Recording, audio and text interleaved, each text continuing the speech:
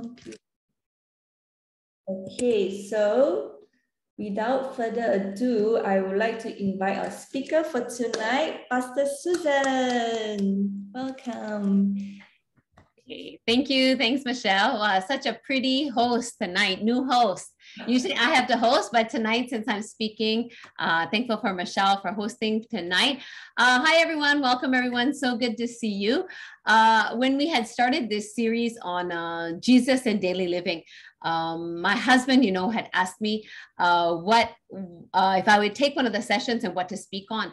And I decided on this topic, turning a vision into a reality, which is something that I feel hasn't been shared before, something I've never shared, okay, something I've never shared before, but something that I hope would be practical, okay, something that I hope that will really help you.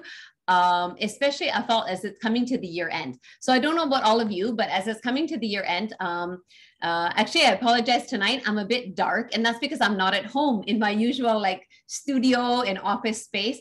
So I actually asked to be the last speaker in this Jesus and Daily Living series. I asked to be the last one, not realizing that this week is actually also my vacation week. Okay, so I'm actually coming to you right now from Langkawi. Could take a vacation, but not from webinar. Okay, not from our series. Okay, so but I like to take trips ends of the year. Okay, so I like to do a trip end of the year.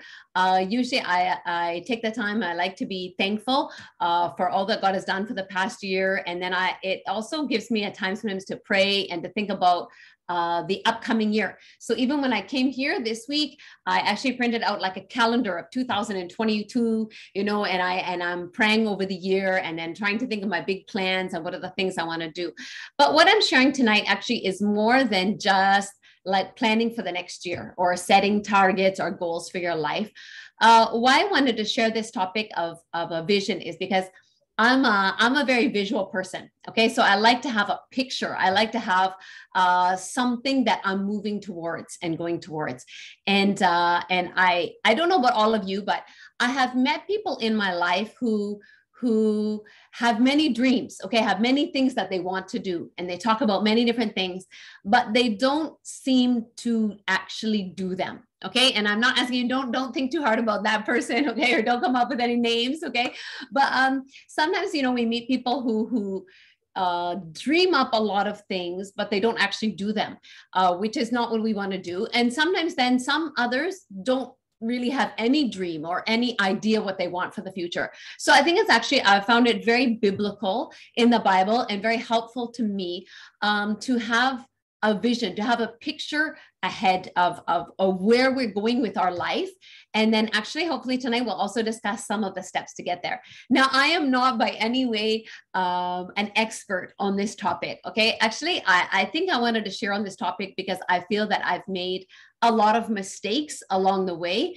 And so I thought that it's maybe helpful, hopefully, if I share tonight that you don't have to make all the mistakes that I often make.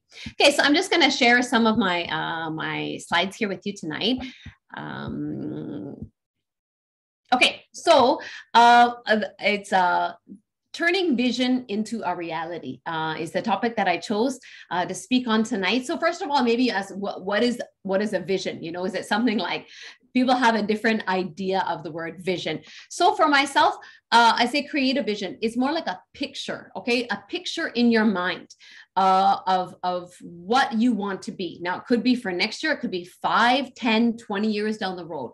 So a vision is something that I believe is like a picture of where we're going. It's like a roadmap. It's like something ahead of you, a destination, a picture in your mind. Now, this can be something that, let's say, it could be like a vision.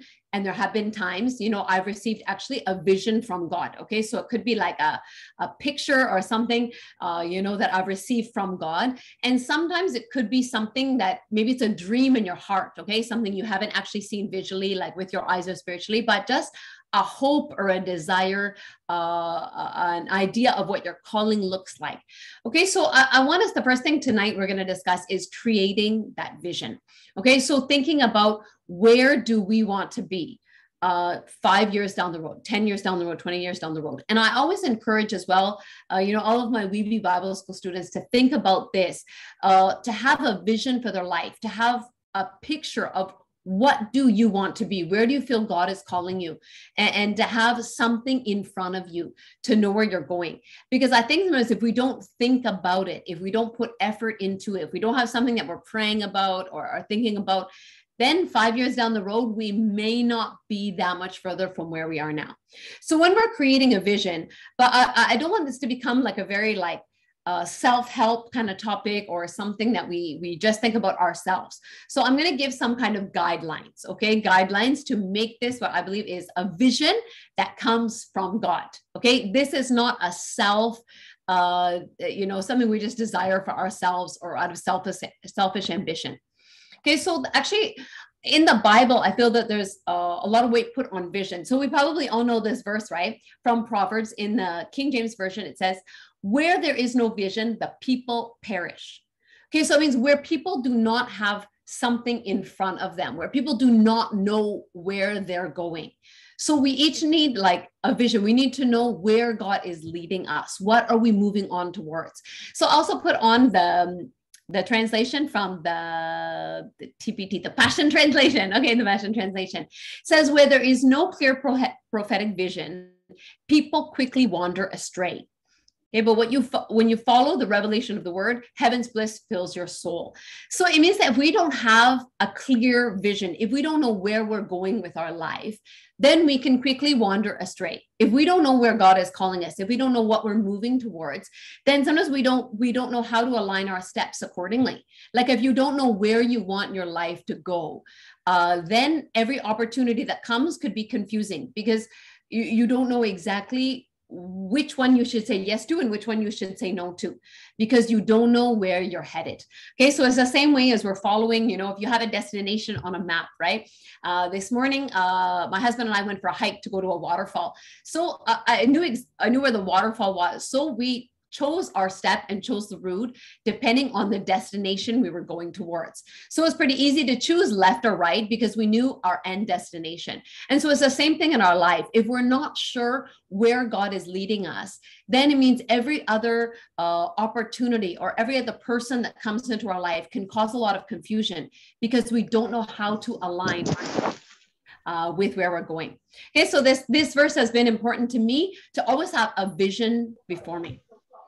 Now, how do we create a vision and what are some of the things that we can do? Well, how to start creating a vision? First thing I feel is that it has to come from God. Okay? It has to come from Him. So, sorry, I think someone is unmuted. Maybe you can mute.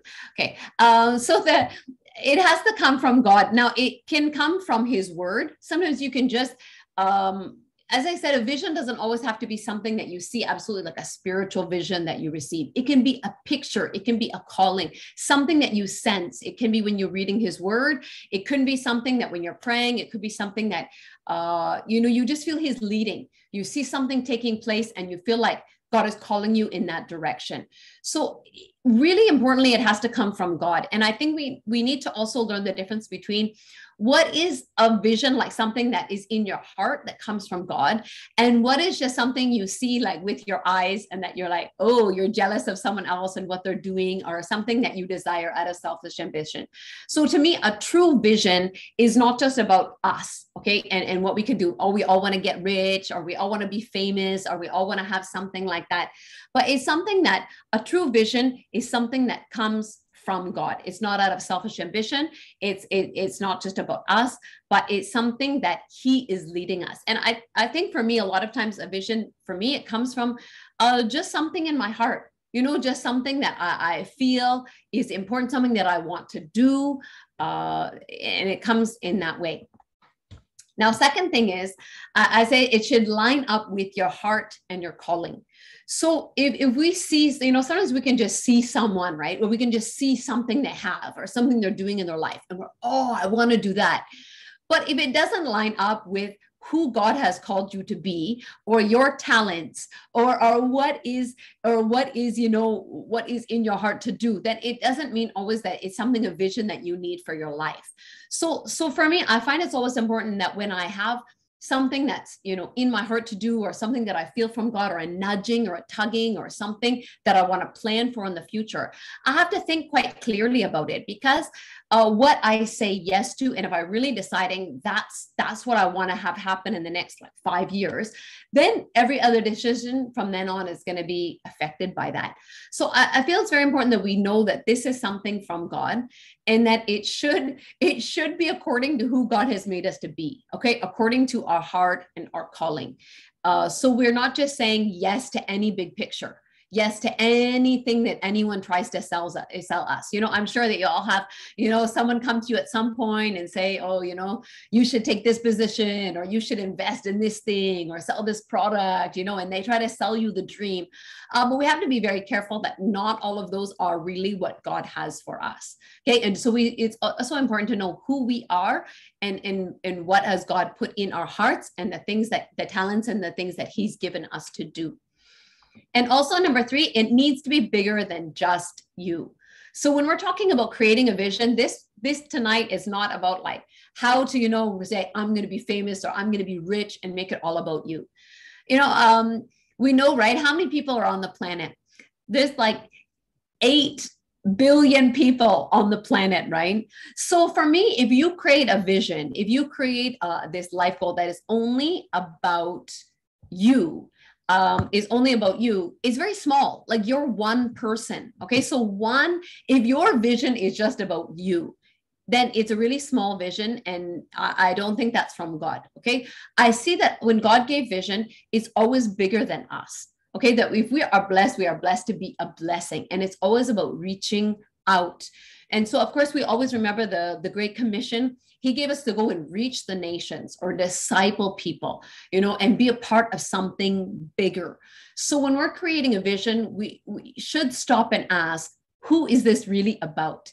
And if it stops at you, or just you and your family, then I think we need to think bigger than that. Okay, when we're creating a vision, it should be something that's big enough that, one, you cannot do it on your own. You would need God's grace. You would need God's provision. You would need, him to be able to accomplish it. Because if it's something you can do on your own, then I don't think that's really a vision. That's just more like a goal. That's just more like something self-related you want to do. So for me, something is a vision, is something, it's bigger. It means that you need God to be able to accomplish it. And it also means that it's bigger in the way that it's more than just about you. It has an impact for many people. So when we're thinking about something, what we'd like to be and what we want to become and where we want to go and what we want to do with our lives, I hope that we're also including God's picture, okay, God's vision for us in that. So how do we start? I just think the best thing is just start by imagining. Of course, we're praying and reading the word, but just start by imagining. Let your mind go there. I think there's so many times we don't always stop and actually think about what could we be in this world? What an impact we could make while we're here in this world. And I think that God gave us this imagination. Okay. God gave us, the imagination to be able to think and to dream and to think of something more than what we're experiencing right now.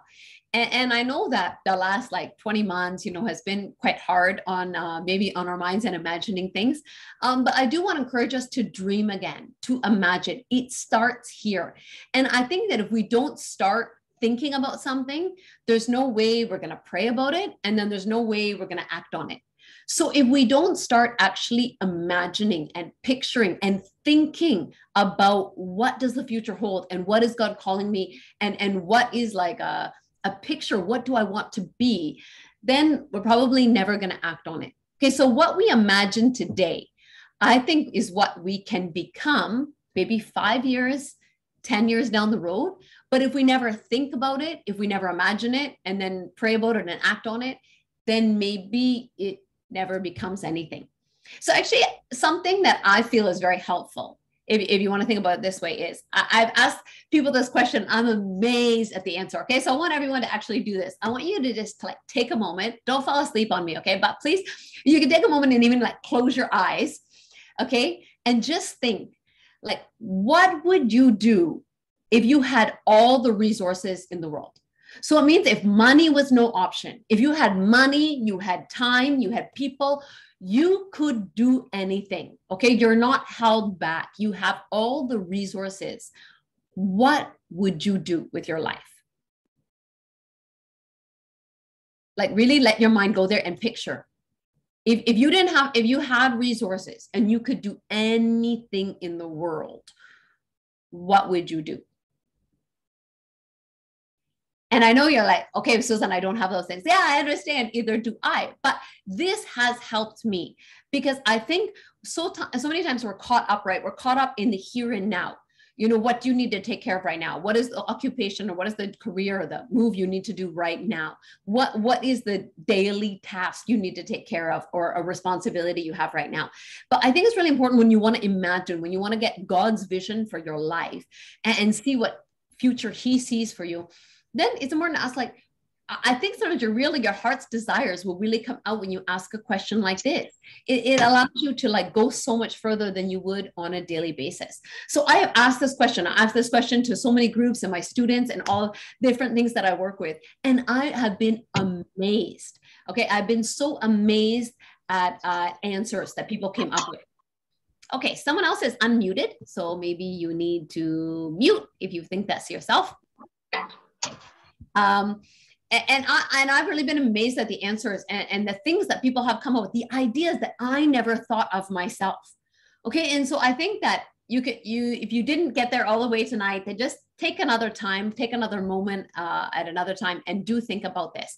Okay. If you have everything, and I do want to remind you that this starts us, okay? This starts us in imagining and thinking about it.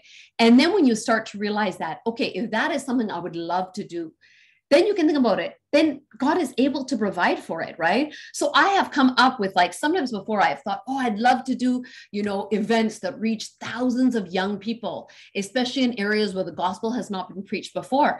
And at the moment, I didn't have the resources to do it. This was just like a dream, just like I would love to do that if I had the resources.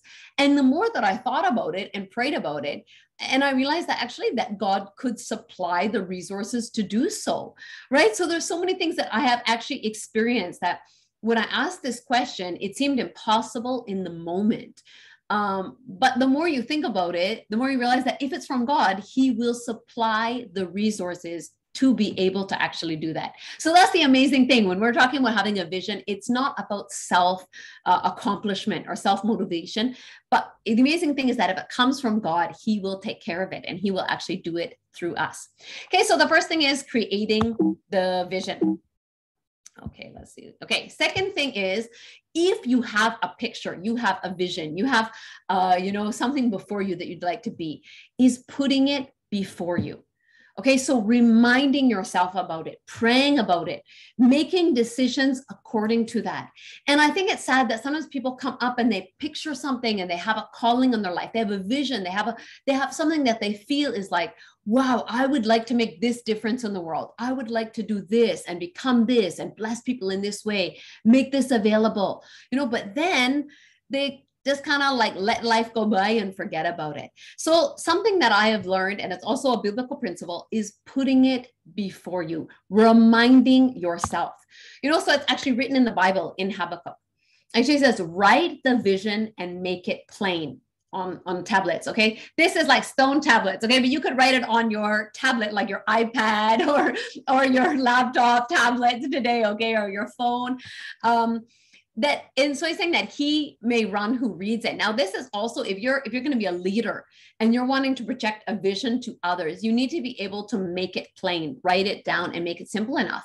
And I have to do that. So sometimes when I have a vision, okay, I have a vision for my Bible school or my media team, or my mission teams, it can't just be something that I kind of thought about and in dreaming, I'd love to do this.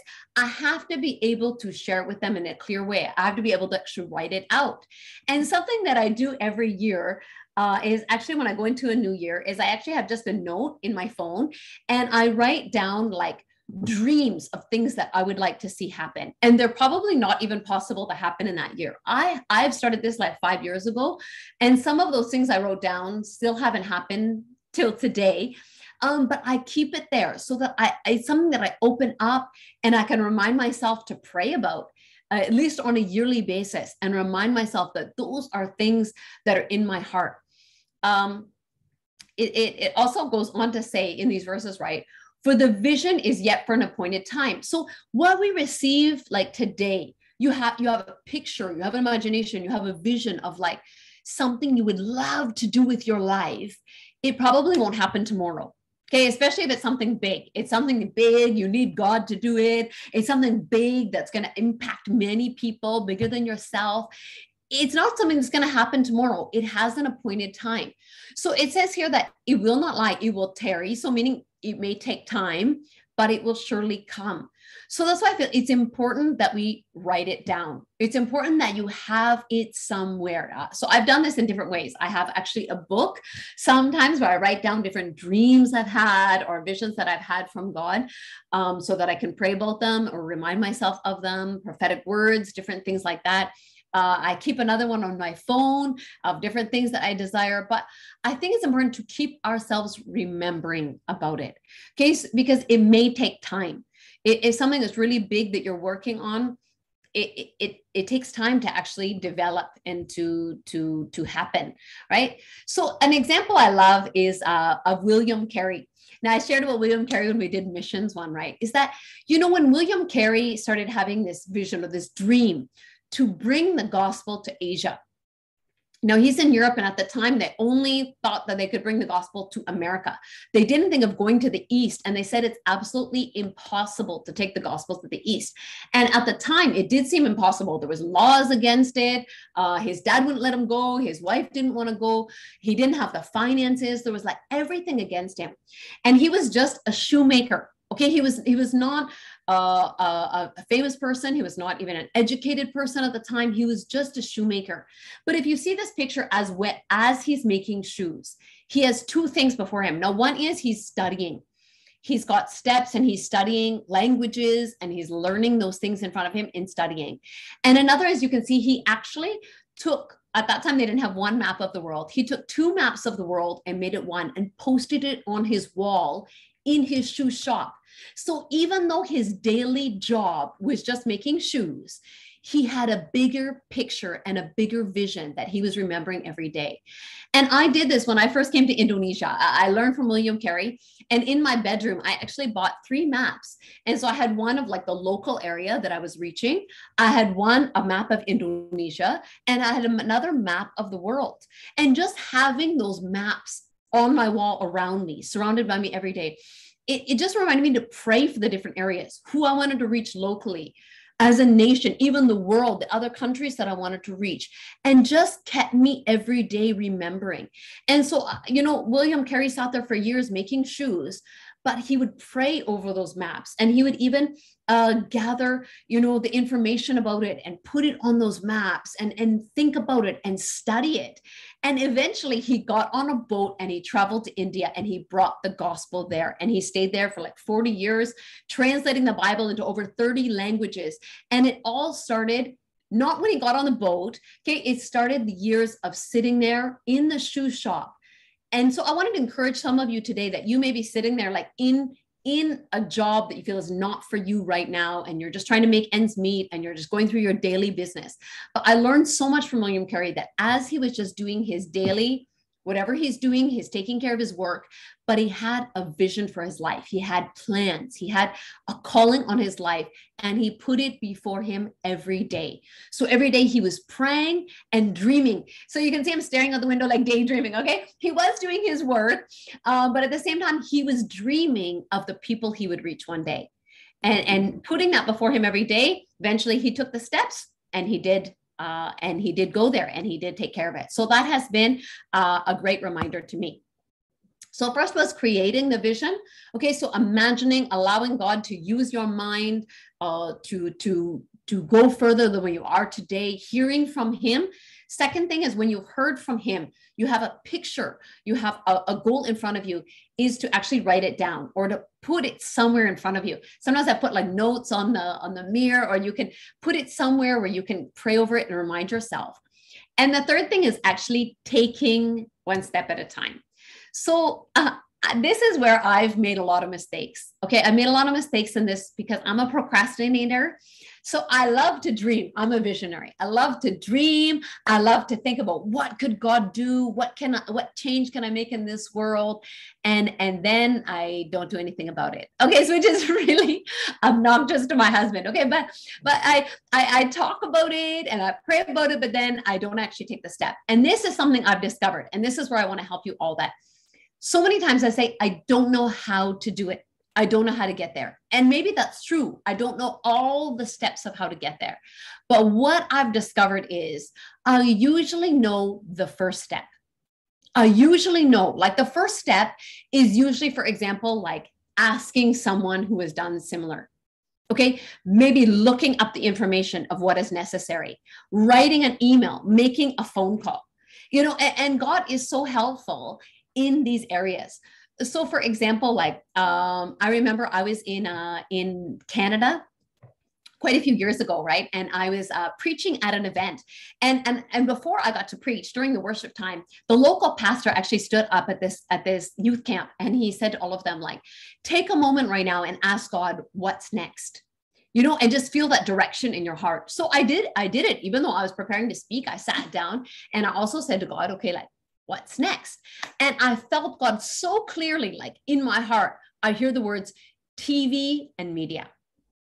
And I was like, I have no idea. Like at that moment, I felt like TV. Have a TV show. I had no idea in the world how to have a TV show. So I said to God, I said this, I have no idea, but I want to do that. So I said, if you will give me the opportunity, you will give me the opportunity and you will give me a step, then I will take it. And I went up and I preached the message. I preached the time and ministered in that youth camp. And when the evening finished, I opened up my phone and I kid you not, I had just gotten an email from one of the churches in Jakarta that had a TV show. And in the email, they actually asked me and said, like, Susan, you're coming to preach here next month. Would you record 10 TV shows while you're here? And I was like, what? So that was my first step in, okay? God gave me the first step, recording TV shows. But this is where I need to be honest with you all. I recorded the TV shows for them, and then I didn't do anything else about it for like 2 years. And I knew the next step was this simple. I already was recording for someone who has a TV show. All I probably needed to do, the next step, is ask them for the contact number of the TV channel, right? And I could have done that like immediately that week, but I got to be honest with you. Okay, this is where I've messed up a lot. I just said, I don't know how to do it. I don't know how to do it. I'm not ready. And I didn't just take the next step. So it took me about 2 years. And then finally, I did take the next step. I just got the contact.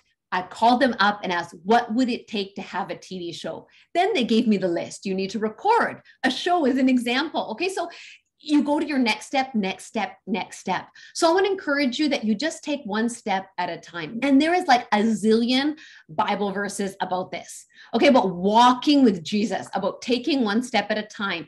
He doesn't always show you everything. And I think that's by his grace. Like how I'm a missionary in Asia today, okay, and all the things that I've done is he didn't show me all at once 18 years ago. Okay, he really just gave me one step at a time. And there was a verse that I really love, this verse in Psalms.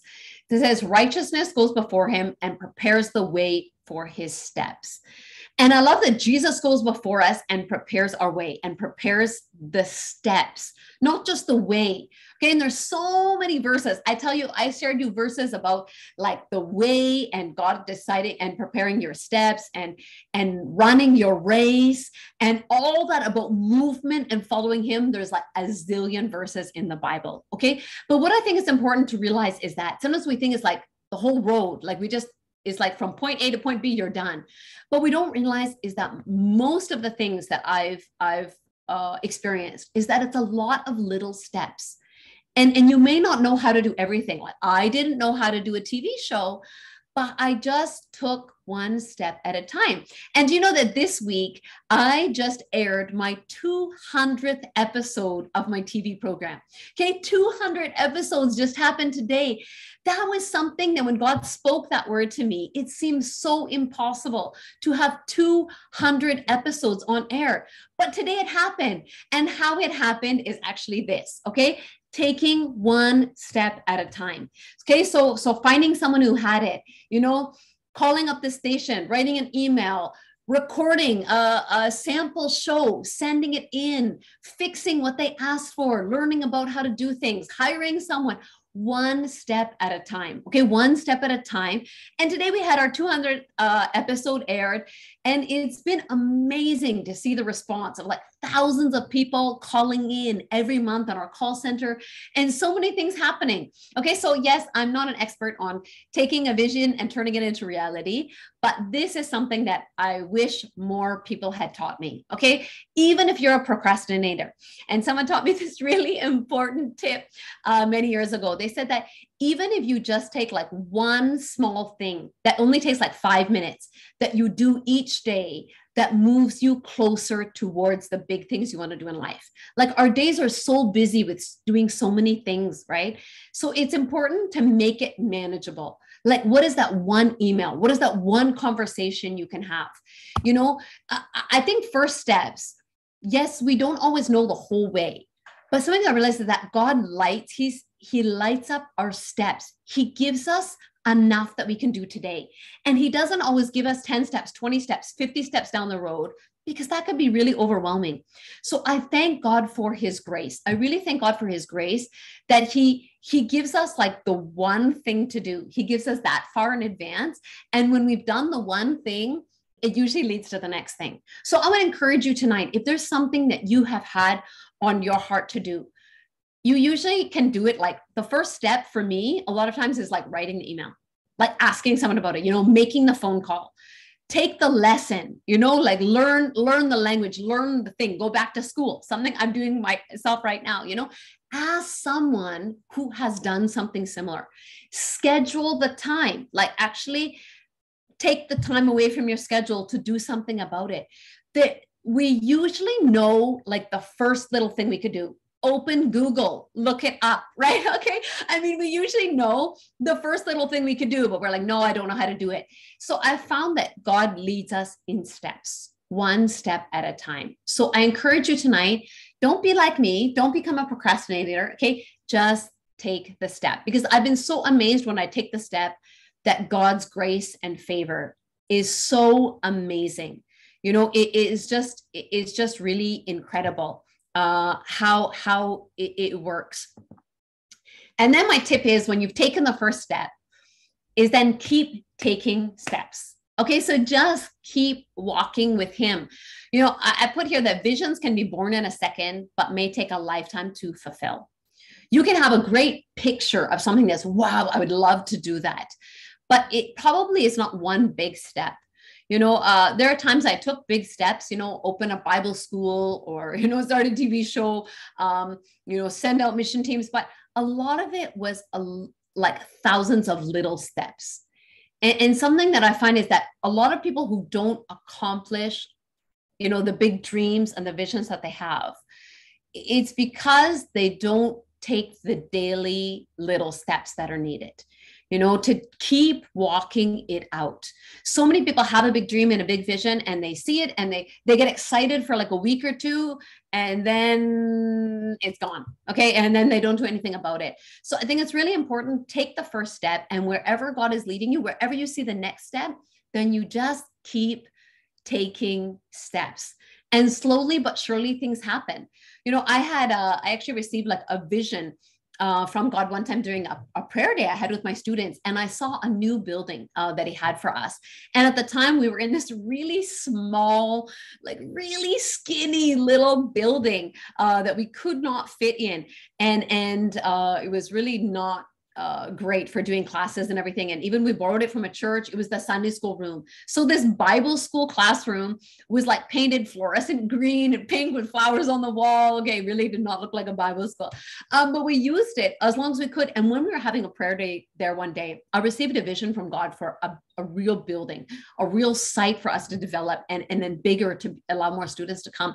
And so what I did is that, because I received that vision from God and I believed it was from him, I took steps of going around the city looking for that building. So I felt like, if God has a building for me, I want to find it. And when I found a place, I actually found the place was was deserted and looked nothing like the vision that I'd received, but I felt in my heart, this is a good place. Then I wanted to meet the owner, and from there, it was like step by step by step, keep taking steps. And we were able, to build classrooms there. And then a few years later, we took the next step and we built dormitories for the students to stay. And right now we are working on completing a hall to fit up to 200 students, okay, which is something we had previously could only fit 50. So we've been working and it just keeps going on and on and on. So I found it's very important to keep moving. Okay, just keep moving and do what you can do each day. Okay, so that was all I had to share tonight. Actually, what's coming up is that creating a vision. So allowing yourself to see further, allowing your spiritual eyes to go beyond what you're living in today. See a picture for your life that comes from God, something that is bigger than you, some difference you can make here in the world. See that vision. Secondly is write it down, remember it, put it somewhere before you where you can pray about it and it can kind of like direct where your life is going. And third is to start taking the small steps. Start taking the first step and then just keep taking what a lot of times is little steps. And then doing that, eventually, I think it will turn from a vision into a reality. All right, that's all I have actually for sharing tonight. Right now, I will pass it back to Michelle and then see if you have any questions for me. All right, thank you so much, Pastor Susan. So, yep, now comes the fun time. Any Q&A, any questions? It's quiet time now. Okay, you can all type them in the chat. My husband, who's sitting in the same room with me, so he's not online, said how to deal with disappointment when it doesn't turn out, which is a really good question, and something that I think we all face. I have faced so many times, things not turning out. So I think we need to be prepared for that. Is that things don't always turn out exactly so perfectly as we think they will. And I think it's really important to know that when it comes from God, is to know that if it doesn't turn out, then it's okay. Like it's up to him, And so I think that that's, what I've discovered is that when I'm really disappointed, I feel like I failed big time. And it's really important. That's why we know who we are in his grace and realize that if it's because of us, there's times I didn't take the move and I should have, I was too scared or I held back and things didn't turn out, then to realize we can always fall back to his grace. And then also to realize that if it didn't happen, or things, there's always trouble along the way. It's never perfect. And if we look at the Bible, when God gave visions or when he called people to do great things, it wasn't like upward all the way. Okay. That's just not how life is. That's not how the world is. There's usually a lot of big dips. And, you can look at someone like Joseph, right? He received the vision and then it went from like good to worse to the very worst. And he went to prison. I mean, he went to the lowest you can go and as a slave and all these things. So it went to like huge dips, but he kept just declaring like that vision and that God's goodness was with him and that God was with him. And in the end, his vision really did become a reality. I mean, it really did come true. So we need to keep reminding ourselves of that sometimes those disappointments are not the last word. Okay. If it came from God, he has the last word. And sometimes even those disappointments, I feel that there's times that God helped shape my life and help mold me and prepare me through those disappointments. So anything that I experienced today, okay, anything that has become a reality in my life, like I'm so blessed to lead the ministries that I do, have a TV show, have a Bible school, have all these mission teams and have the life that I do is really by his grace and really him doing it. So when you hit disappointments, I think it's always really important to fall back on him and remember that disappointment does not have the last word. Okay, that's great. Any more questions? If you're shy, you can just, send me a private message and I won't reveal your name. Anyone else? Okay, so there's some here. Okay, so how do we see, say, 10 years ahead? 10 years ahead is pretty hard for me. I asked the question, I think the question that I asked earlier is like something for a pretty far one, like 10 years ahead. Like, for example, if you had all the resources in the world, what would you do? I don't think usually the things we come up with for that would be something that we could do in 1-2 years. Okay, usually that one is like a pretty big one. I would say 10 years. Sometimes I do find it helpful. I have done it before when I was in Bible school, is to even write it down. And then you realize that like 1 year ahead, 5 years ahead, 10 years ahead. And then sometimes you realize that the 10 years like was not big enough, like that when you really do in 5 years. So then you keep like keep increasing. For me, for something like 10 years ahead is usually something that is only I can just pray about, and I don't always see that far ahead. For myself, I'm usually more of like a 5 years is all I can handle. And I do think just imagining and praying can help with that. Okay, another question is, can you share your first vision for Weeby and how it began, shaped up, not just the building? So actually I always wanted to open a Bible school. Okay, that was something that was in my heart. Like I thought before, it's just a very effective way. If you're going to reach a nation, you need to train up the local people and have a Bible school. But I always thought it was something I do like when I'm like 50 years old. Okay, not, but when I was 25, I went on a mission trip to reach an unreached area. And when I was there, I was actually arrested and held on home arrest by the police because they were trying to make sure no one reached the people in that area. So it was at that point that I realized that the need was sooner than I thought. And I realized that as myself, as being a foreigner, is so noticeable when I go into like these unreached areas. I stand out. Like I just was going by on a motorcycle and immediately saw like, this is a white person, probably a missionary, and I was stopped. And so it was kind of like the need brought it up sooner, you know, and I realized that I wanted to be able to train up more missionaries, local missionaries who would be more effective than myself. So I think the vision probably started when I myself experienced it as a student, but it became clearer as time went on. And then it became that I saw the need is now.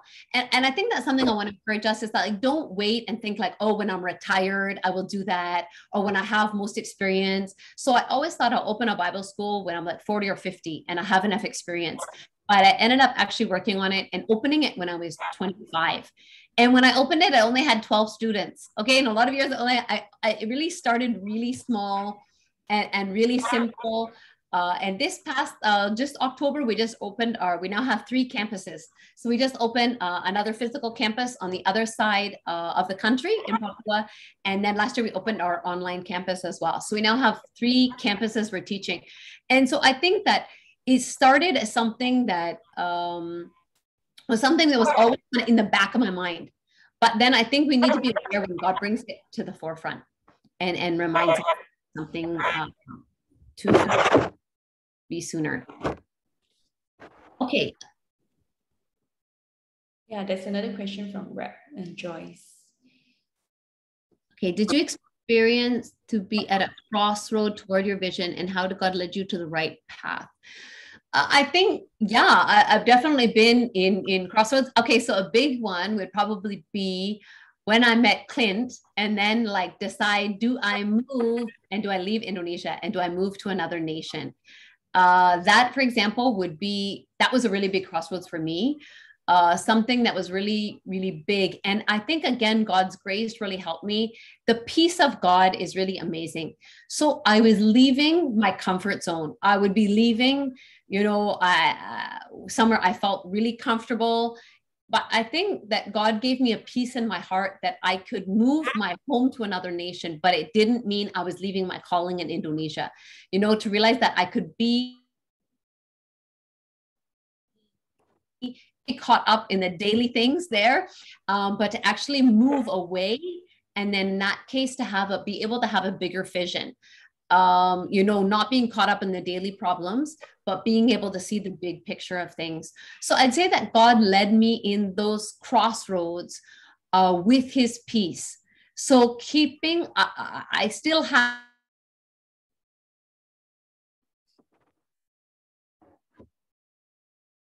had my vision, realized that I had the peace, at least short term. So I told Clint at the time, I will come to Malaysia like short term, like for a few months and test it out. But he read that coming for a few months as like I was willing to move here, and so he proposed. So he proposed to me, but I had peace through it all. It was not easy, and sometimes it takes hard decisions. But I think it's really important when we come to Crossroads is not just following emotionally or logically, but following the peace of God. Okay, we have another question from Grace. How do you manage distractions? I'm really bad at this. Okay, so I'm really not the best person to answer this because I get so distracted every day. I'm kind of like here, there, everywhere. I don't think I'm actually a really effective at managing time, to be very honest. But something I have discovered is that like I can't say yes to everything. So I think it's like important, like for myself, I have a zillion, or used to before COVID, right? Have a lot of opportunities preaching at churches. So I have so many churches. I could be like spend my whole time just traveling from city to city preaching at churches. But I realized that although that's great and I can go and bless people with the word, it's not as good as pouring in long-term to places. And so I made a decision at one point, like whatever, I heard someone say it this way, whatever I say yes to, it means I'm saying no to something else. So I thought that was really good advice. So I realized like now, if I take a preaching opportunity somewhere, it means that I'm saying no to probably training and putting in more long-term emphasis with my teams. In Indonesia, I could be saying no to spending time with my family. I could be saying no to ministering and being at my home church of TNCC. So I'm still open to taking speaking engagements, but I realize, is it effective? You know, is it a time that I can give up? Is it a place where I feel it's going to be effective? So I'm not just running around taking opportunities. So I say no. I say no to a lot of places, especially like Christmas services. So Indonesians love Christmas services and they last like 4 or 5 hours. But I realized that a lot of them were not evangelistic. So what I did is I actually like made a rule. So it's really easy for me to make a decision. I say, if you're doing a Christmas service, it needs to be evangelistic. So if it's like a workplace is doing one, and then people who don't go to church are going to be there, that I will do it. Or if it's like something that I feel is effective and is according to my vision and who I am, who God called me to be, then I say yes. But if it's simply like preaching in a church and then no unsaved people are going to be there and it's just a celebration, 6 hours of my time plus traveling, then I say no. Okay, so that's I'm still really bad with this. Like this distracts me every day and it's really, really bad. So I'm not so helpful on the daily distractions.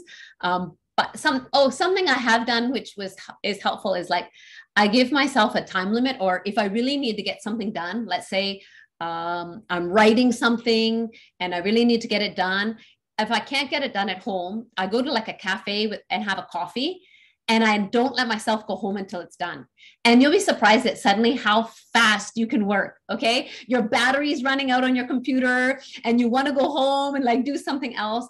So it actually forcing myself to like get things done in like little windows of time is also really helpful. Giving myself deadlines or telling my staff I will send it to them on a certain day, even though I don't have to, right? It's like me, I could do it whenever, but it forces me to get things done in a certain time. Can I just add something to that? Please do. Yeah, because like recently I read this article, right? You know how like normally we always have a to-do list for that day. Like let's say today is Wednesday, then we'll have a to-do list on Friday. But somehow we just don't seem to complete it. So what works for me is that I'll set a time for it. Like for example, at 1 p.m. I have to finish this task. And then at 3 p.m. I have to finish this. At 5 p.m. I have to finish this. Then I find that really helps me better. Yeah, instead of having just like, 6, 7 items for that day. So true. So true. Such good advice. Thanks, Michelle. Good Ed. So any more questions? Do you have any more on your side, Susan? And I think I answered all that are in my chat. Okay, actually Pastor Susan is in Langkawi right now. So nobody wants to disturb her, is it? Okay, we have booked her until 9:30, right? Oh, that's 3 more minutes. So don't be shy. We can probably take in one more question. Anyone? If not, then we can let her go. Nope. Okay. I guess that's all. Okay, I guess that's all for tonight. Thank you so much, Pastor Susan, and thanks everyone. Hope to see you all on Sunday. Okay, so now feel free to unmute yourself on your video and just say bye to everyone. Okay, thank you. Good night. Thank you, Thank you. Susan. Have a good honeymoon. Enjoy. Bye. Yeah. Bye. Susan, thank you, TNC. Thank you so much. Bye. Bye. Thank you. See you next year. I mean, in this series. See you on Sunday. If not, see you on Sunday.